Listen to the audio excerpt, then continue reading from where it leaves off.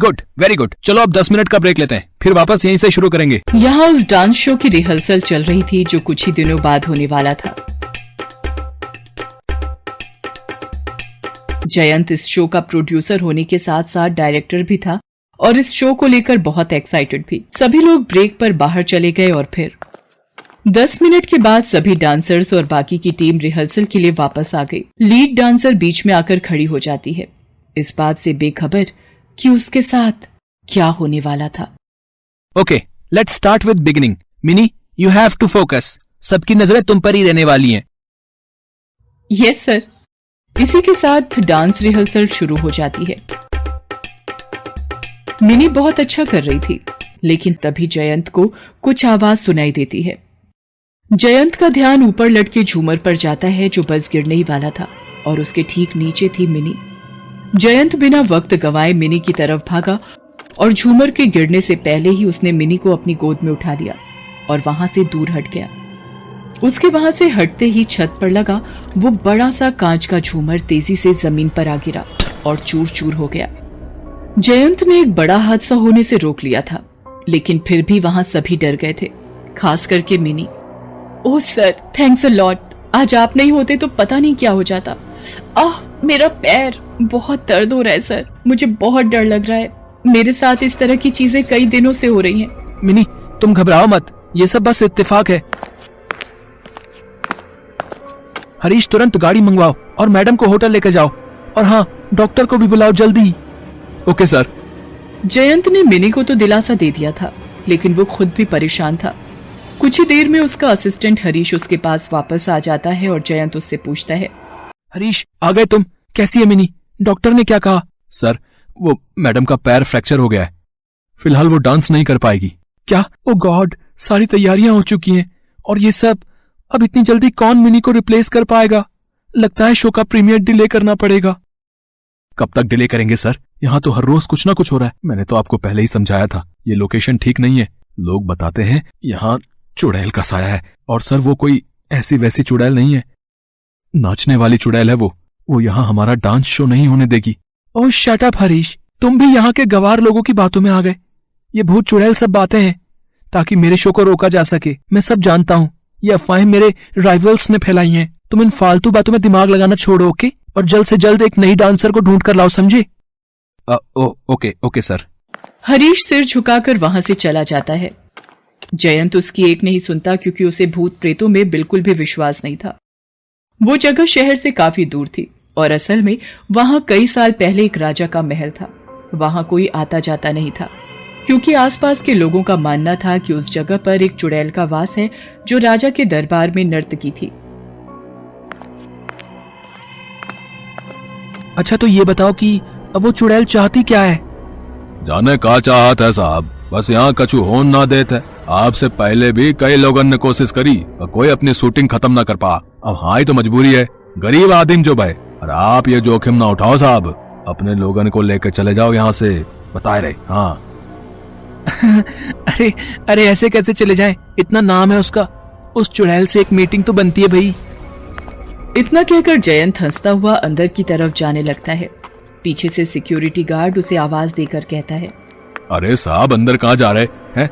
Hotel के लिए गाड़ी बाहर तो खड़ी रही। गाड़ी वापस भेज दो, आज मैं यहीं सोऊंगा।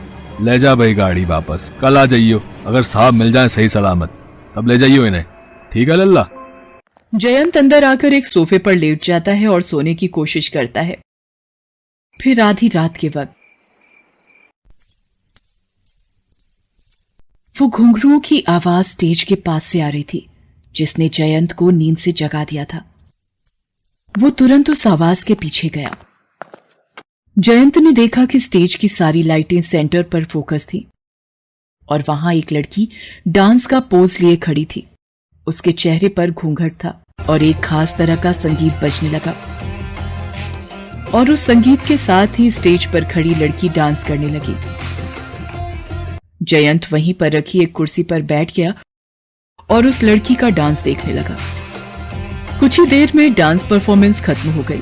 Wow, it was amazing, well done. कहाँ से सीखा तुमने डांस? बहुत बढ़िया करती हो। अब तक कहाँ थी तुम? चलो, आज से तुम मेरी लीड डांसर, ओके? लेकिन उससे पहले मुझे तुम्हारा चेहरा देखना है। जयंत के ऐसा कहते ही वहां एक तेज हवा का झोंका आया और फिर वो लड़की जयंत के पास आई और उसने अपने हाथों से अपना घूंघट उठाया। जयंत अब तक जिसे झूठ मान रहा था वो सच्चाई बनकर उसके सामने खड़ी थी। वो वही नाचने वाली चुड़ैल थी और बहुत ही भयानक दिख रही थी। जयंत के माथे से पसीना बहने लगा, लेकिन फिर भी वो वहां से भागा नहीं। चुड़ैल ने डरावनी आवाज में उससे पूछा, कैसा लगा मेरा चेहरा? खूबसूरत है ना?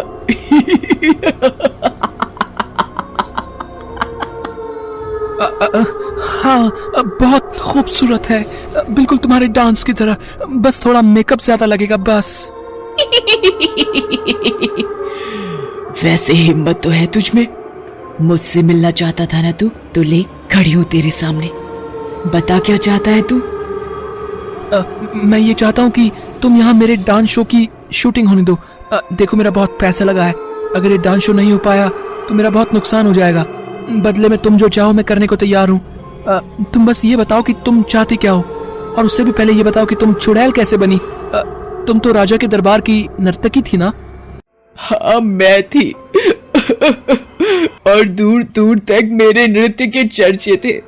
दूर दूर से मुझे अपनी प्रस्तुति के लिए बुलाया जाने लगा, लेकिन ये बात उस राजा को हजम नहीं हुई। वो मुझे अपनी दासी बनाकर रखना चाहता था। वो चाहता था कि मैं सिर्फ उसी के सामने, सिर्फ उसी के दरबार में नाचूं, और जब मैंने इससे इनकार किया तो उसने मेरे घुंघरू मुझसे छीन लिए। उसके बाद मुझे कभी नाचने नहीं दिया उसने, मुझे काल कोठरी में डलवा दिया उसने। ओहो, ये तो बहुत गलत हुआ तुम्हारे साथ। फिर क्या हुआ? तुम चुड़ैल, मेरा मतलब है तुम्हारी मौत कैसे हुई? मैं अपने नृत्य के बिना नहीं रह सकती थी। मैंने आत्महत्या कर ली, लेकिन मुझे मुक्ति नहीं मिली क्योंकि मेरी इच्छा अधूरी थी। मैं लोगों के सामने नाचना चाहती थी, लोगों से सम्मान पाना चाहती थी मैं। तो ये बात है। चलो, इसमें तो मैं तुम्हारी मदद कर सकता हूँ। मैं यहाँ सब लोगों को लेकर आऊंगा, तुम उनके सामने परफॉर्म करना, मतलब सबके सामने नाचना, लेकिन तुम्हें अपना चेहरा छिपा कर ही रखना होगा।